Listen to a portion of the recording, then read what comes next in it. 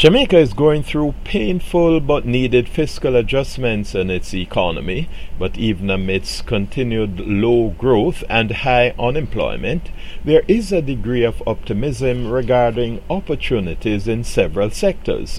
Director General of the Planning Institute of Jamaica, Colin Bullock, in an address at Sterling Asset Management's recent investor briefing, said some of the opportunities, including exchange rate depreciation, should be recognized and seized.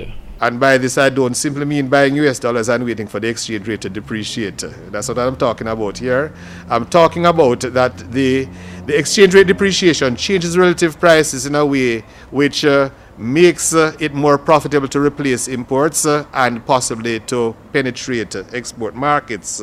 According to Bullock, opportunities also arise from new business-oriented reforms. To take advantage of the business process reforms and to engage as far as is possible in the strategic investment projects. As I say, it is important that in terms of these major projects that linkages are built with the rest of the economy, from tourism to agriculture, from the major port developments to suppliers in the local economy and so on. The PIOJ head also sees some non-traditional opportunities for growth and employment. I want to identify in particular that there are emerging opportunities emerging from digital technology for business process outsourcing and animation, including opportunities for small business and self-employment.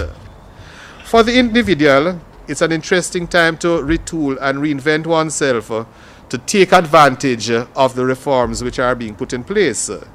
And in terms of what we see emerging, there should be employment opportunities within markets such as logistics, maritime training, ICT, integrated resort development, agriculture, animation, communication and languages, including especially Spanish and Chinese.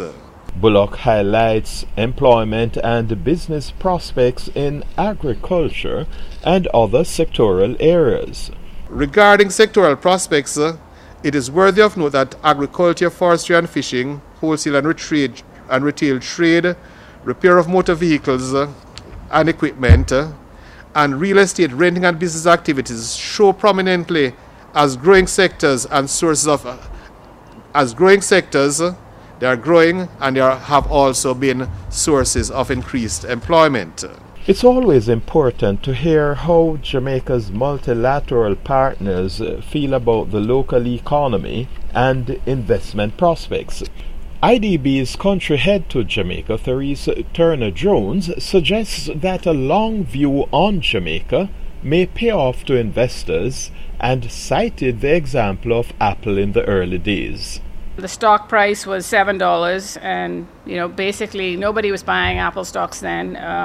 And of course, we know that Apple stocks are now over $700 each. So to be a contrarian in a market that may not look attractive can actually pay huge dividends if you take the long horizon.